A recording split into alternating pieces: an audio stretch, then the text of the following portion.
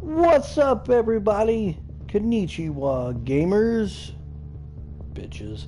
What's going on? It is I, the JUICEman3941. Welcome to the episode 23 of the Gaming Roundtable brought to you by Unpaid Gamers. And of course, Evolve's playing, so that means I got a topic. And I haven't done one in a little while, so it's time to do one. Let's get this started. Pull up a chair. Have a seat. Let's discuss. Check it out. This episode's called Fatigue.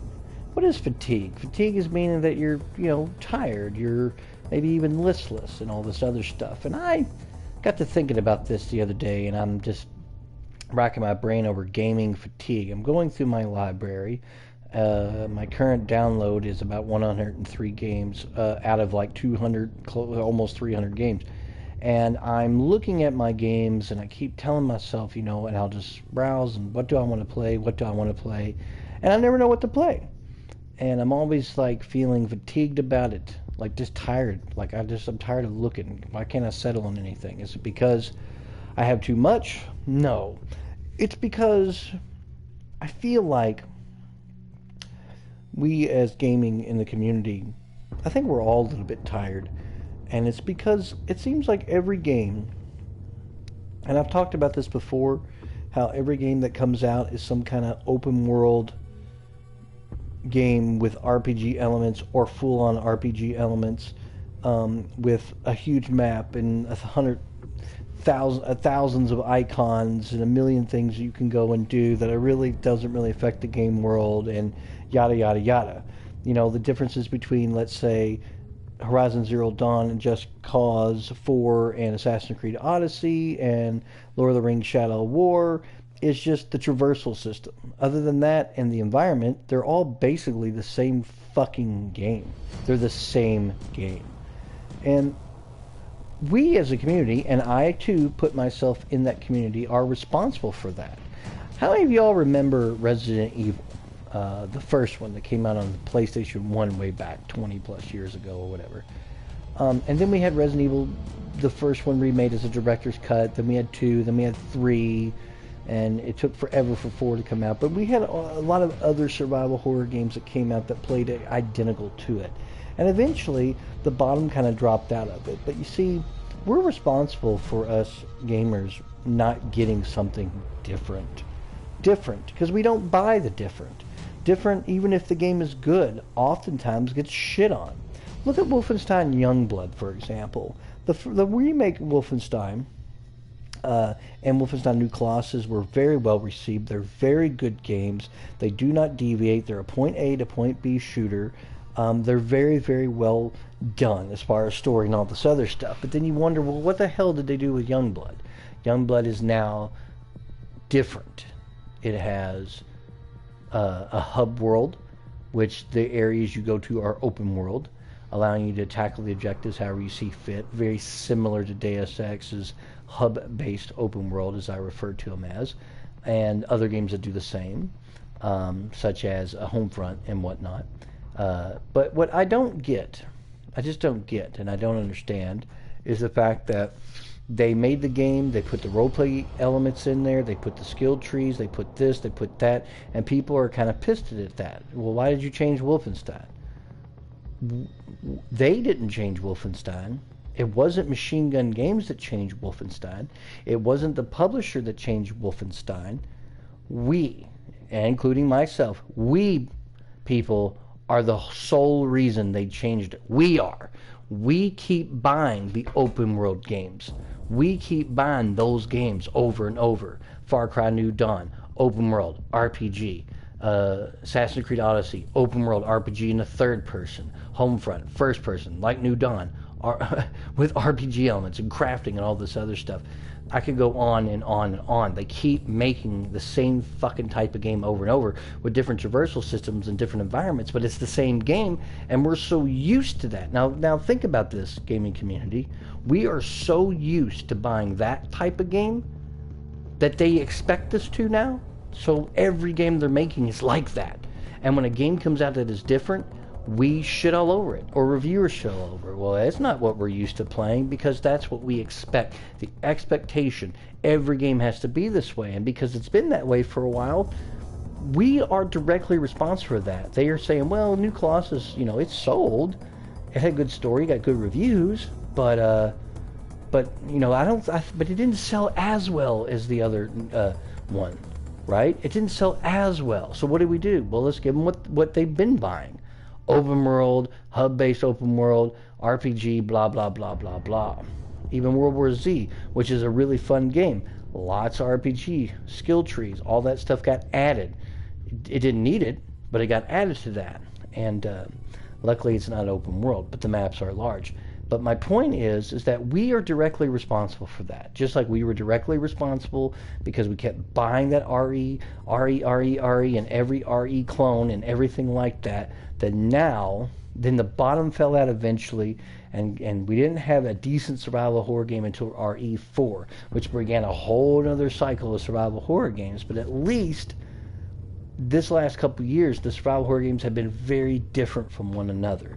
None of them really have borrowed too many elements from each other. The Evil Within, yes, played a lot like RE4, but it was very different in its tone and some of the things you did.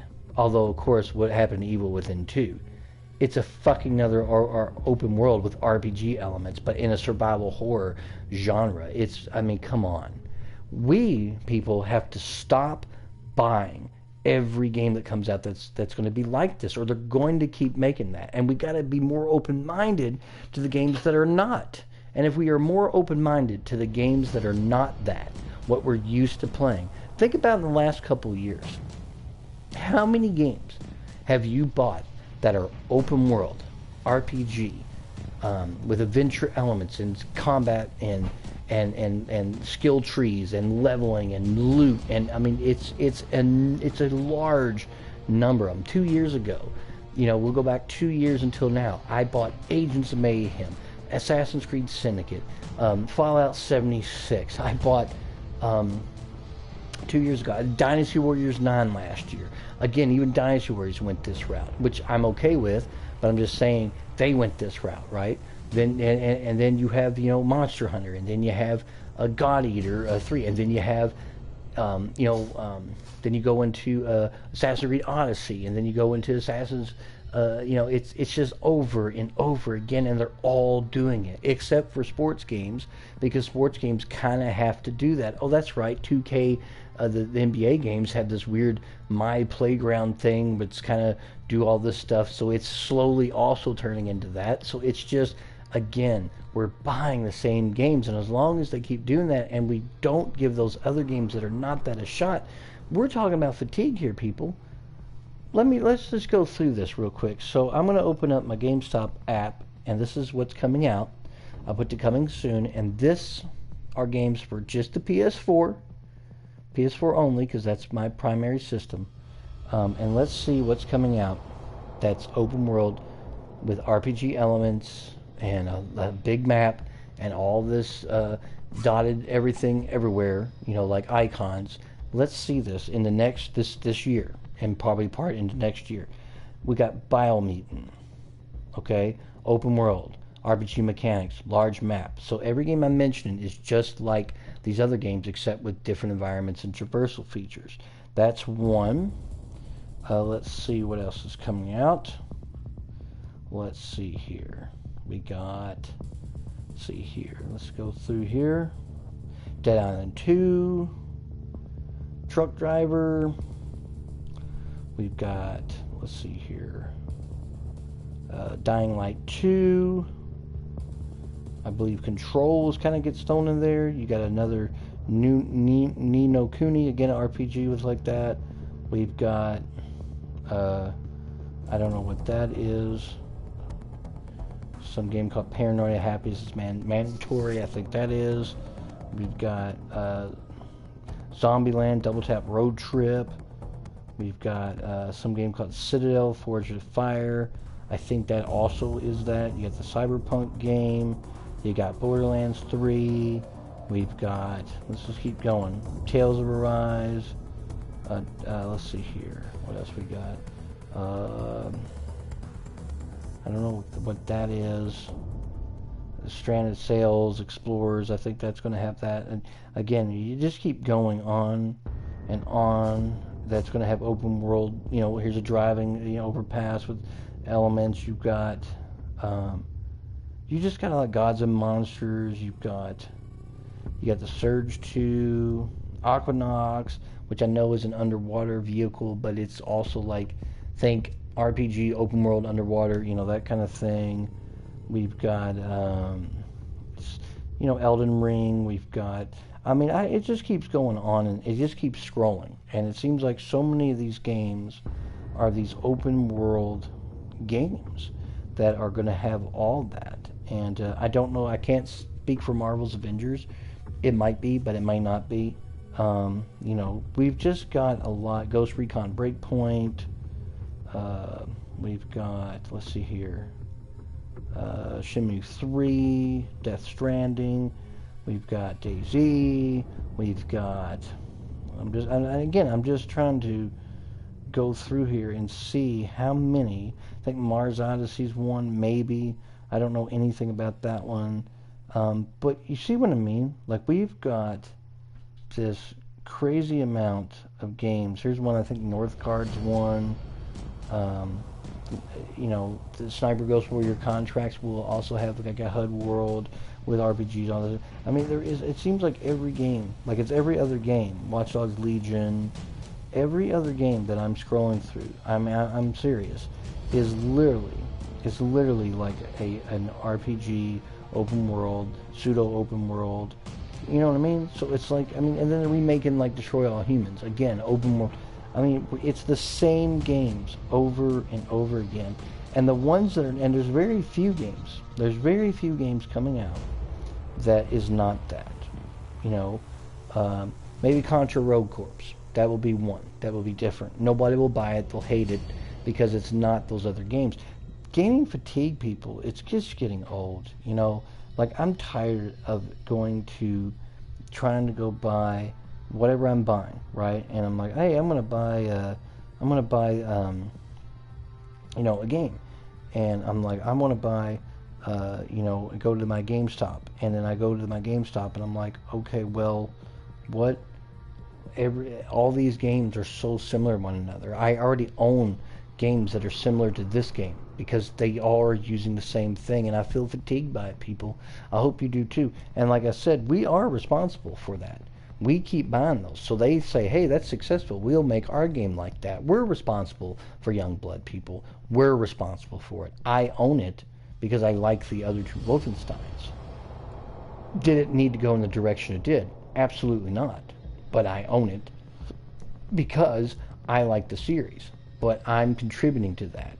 They know this. Hey, people like Wolfenstein. We'll put RPG elements. We'll do this. Every game, people. Every game. Let me look at this real quick. See, I'm looking up a game to see if this is it or not. New technologies. Okay, that's just a strategy kind of game. But what I'm saying is, we can't keep overlooking the games that are not open world. We are used to every game coming out being that way. We expect it to be that way. And yet, how many of you sat at home and was like, I'm going to play this game, and oh, it's another open world game, 300 hours, I'm going to have to get through this whole game. Okay, I'm going to switch games. Oh, of course, this other game I just bought's also that. There's no diversity. And that diversity sucks. You know, we don't have games coming out like Lich and Battle Mage, which is a linear, you know, affair where you just blast shit with magic and there's a little bit of crafting and it's just spells, but this, you don't level up, you don't really, you know, it's not open world. You know, we don't have those games.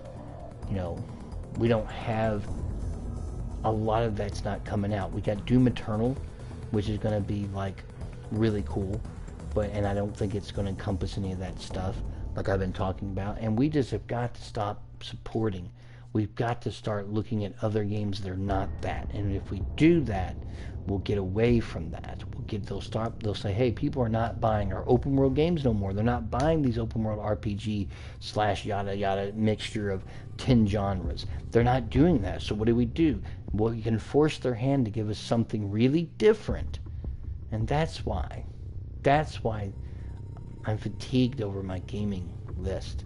I'm so fatigued, as a matter of fact, that I have literally been turning on my 360, and I've been playing games like Too Human and Fallen Skies and Clash of the Titans and Brink and Two Worlds and Star Trek, because going back to those, they're very different from each other. You know, they just are, and they have differences in different things. Yeah, Two Worlds is an open world RPG, but it's, you know, in that fantasy genre. But Star Trek isn't. Star Trek has light, like, skill building, but it's basically a linear action game. You know, that's all it is. Too Human is a third person, Devil May Cry like combat, again with RPG and all that stuff, but it's not open world. It's very linear. It's a very straightforward game. Fallen Skies is an XCOM like game. I used to love that show. That's very different. Not to mention some of the other games I have on my hard drive. I've been going back to those games and not playing my PlayStation, because every fucking game I seem to own is some kind of open world action RPG. The RPG, you know, 1,000 icons, big giant map, take forever to get through, that kind of stuff. I'm just fatigued, ladies and gentlemen, and I hope that I would assume that you all are too. This has been episode 23 of the Gaming Roundtable. Thank you for joining me. If you listen to this broadcast/podcast, I know you see Evolve playing a lot in the background, a game that still is near and dear to me. I love this game still, and you should pick it up because it's probably like $1 now, because you can still play offline. But I just want to thank the Unpaid Gamers for allowing me to broadcast on here. So thank you, John. I appreciate it. And I'll see you all next time on the next episode of the Gaming Roundtable. And as always, gamers, good gaming.